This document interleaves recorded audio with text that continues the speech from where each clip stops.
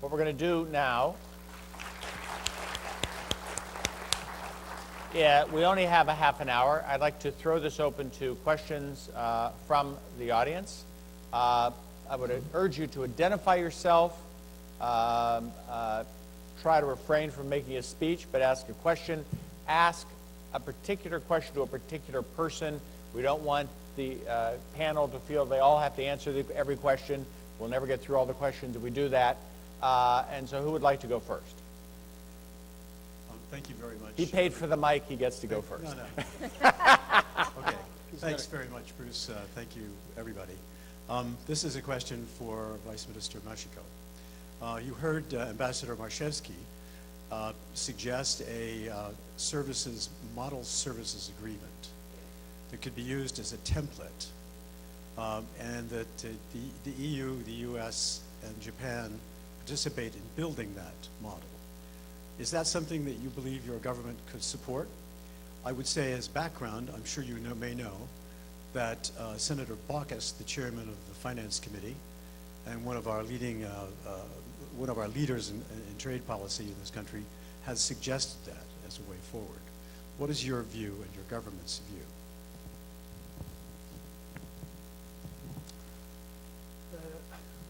I speak Japanese, okay?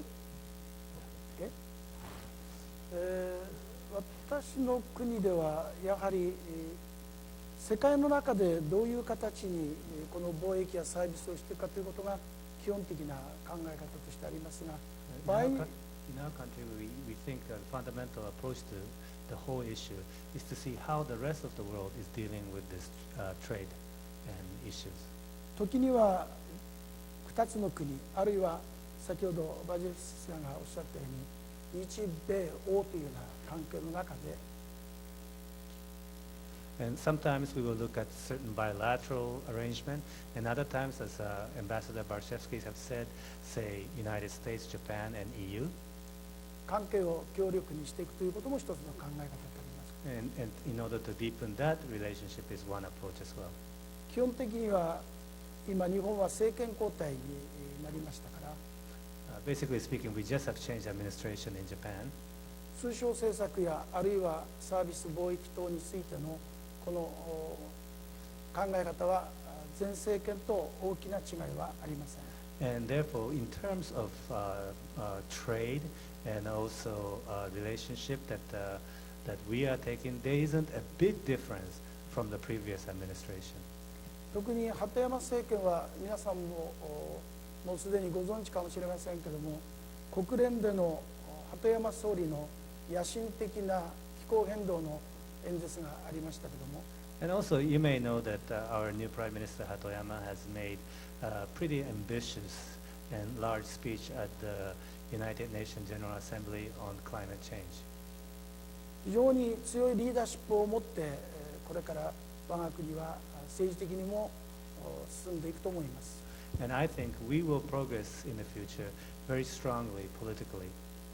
そういうバックグラウンドの中で私たちは貿易やサービスあるいは FTA や EPA というものを進めていきたい、その考えを強く持っています。 With that background, we feel strongly that we would work towards trade, service trade, and also free trade arrangements and partners and trade and agreements. そういう考えを今日は皆さんにお話を申し上げたくて、一泊三日の強行軍でここにお邪魔させていただきました。 And because I wanted to say this to you, I have come over here for 1 night stay, 3 days travel. Thank you. While we're on this point, Ambassador Barshevsky, about a decade ago, Sir Leon Britton, the EU trade minister, proposed a services agreement with the United States. The United States, in its infinite wisdom, decided not to pursue that agreement. Why have things changed in a decade? Minor factual correction. Leon and I outlined a free trade agreement between the U.S. and Europe. France and 4 other countries in the EU rejected the idea of a free trade agreement between the U.S. and Europe on services. And so the proposal didn't go anywhere. Because that proposal actually failed, we ended up with the TEP, the Transatlantic Economic Partnership, otherwise known as TEPID. And that was actually the shadow of what we had outlined. So to my mind, nothing has changed. It was a good idea then. It's a good idea now. And when you look at the volume of services trade from the U.S., Japan, and Europe, and the fact that deep services liberalization is simply not going to happen multilaterally and doesn't need to when you consider where the bulk of services trade is, an FTA approach or a plurilateral approach makes complete sense and ought to be pursued in my view. Great. Next question from the audience here. Andrew McCready from the Australian Services Roundtable.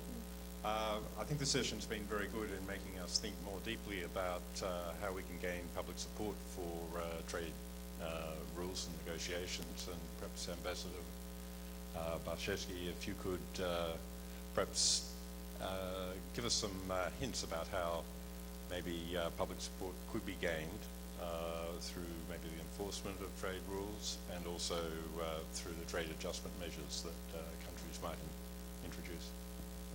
I think if you're going to have a robust trade agenda, you have to have very robust enforcement to build confidence that the agreements that are done are A, meaningful, and B, meaningful enough to be enforced. You also need to have a very robust social safety net. This is acutely necessary for the two lowest quintiles of the income distribution that face considerable pressure from trade, much more acutely than